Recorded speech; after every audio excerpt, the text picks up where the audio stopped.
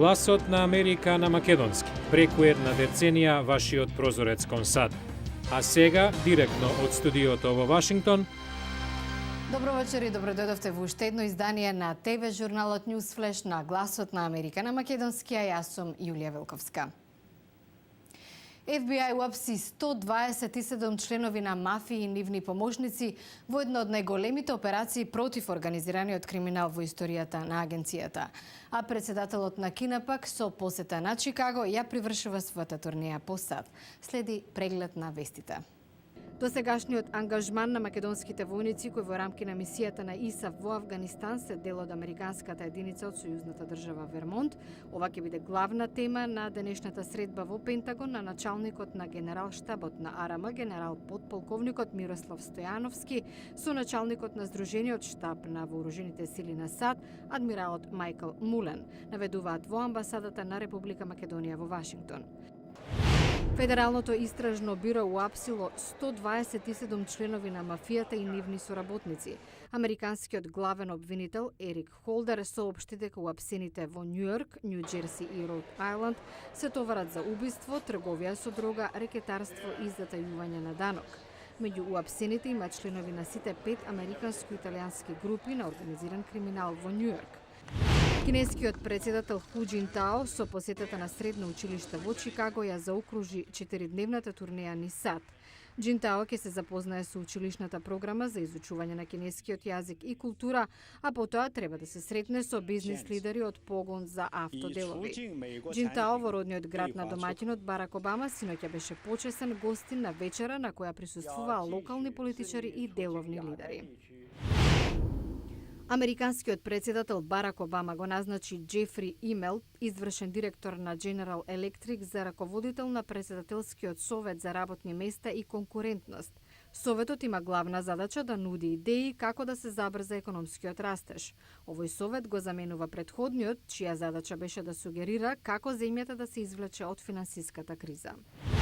Извршниот директор на Google, Ерик Шмидт, поднесе оставка на функцијата која ќе ја преземе коосновачот Лари Пејдж на 4 април. Шмидт најави дека ќе остане во раководниот тим на компанијата, автор на најмоќниот пребарувач на интернет, но дека со Пејдж одлучиле дека во интерес на Google е да го поедностават начинот на управување и донесување на одлуки. Нарачајте бесплатен календар на Гласот на Америка за 2011.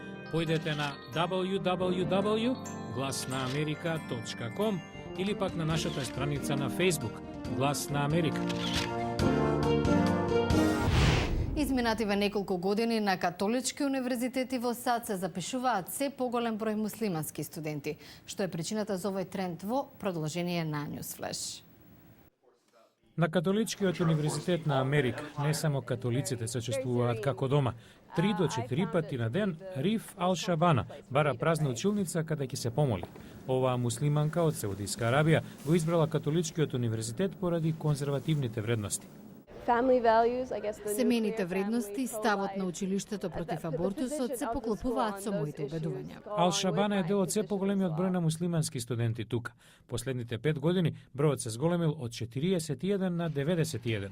Кристин Мика е раководител на оделот за прием.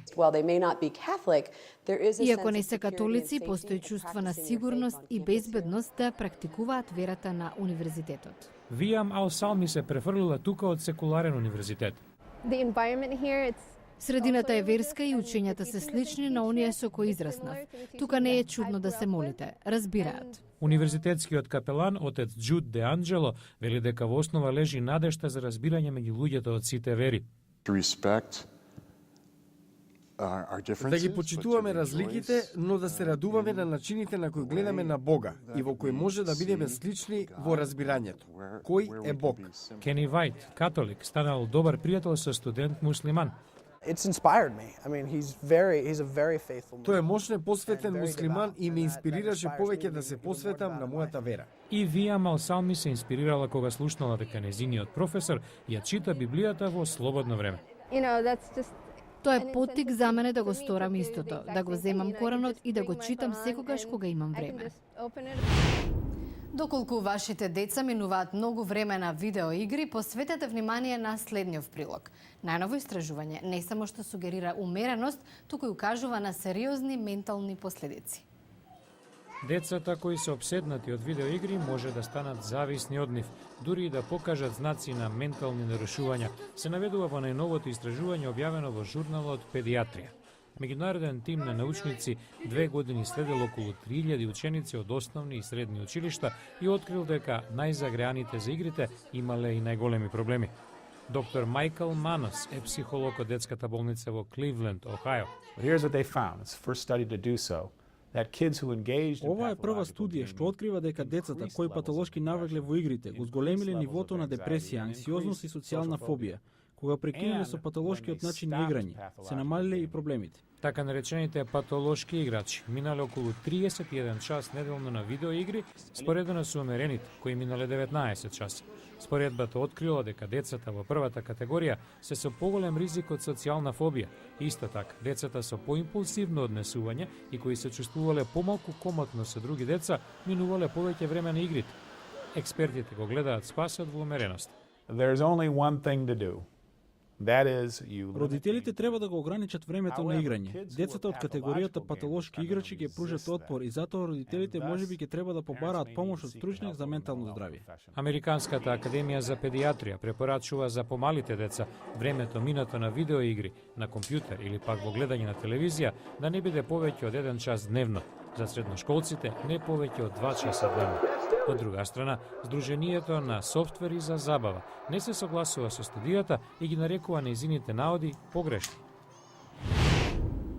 А во понеделник, здрава храна за поздрава иднина. Програма по иницијатива на првата дама на САД и најголемиот ланец на стоковни куќи во земјата за поголема достапност на ваквата храна за милиони американци. Гледате во понеделник во Newsflash.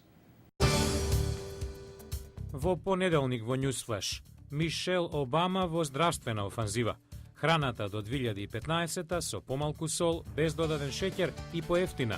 Гледајте во понеделник во Newsflash. Тоа е се за ова издание на Newsflash на гласот на Америка на македонски, а од студиото во Вашингтон јас сум Јулија Велковска. За најнови содржини посетете нашата веб страница glasnaamerika.com. Ви благодарам на вниманието, имајте пријатен викенд и гледајте не в понеделник.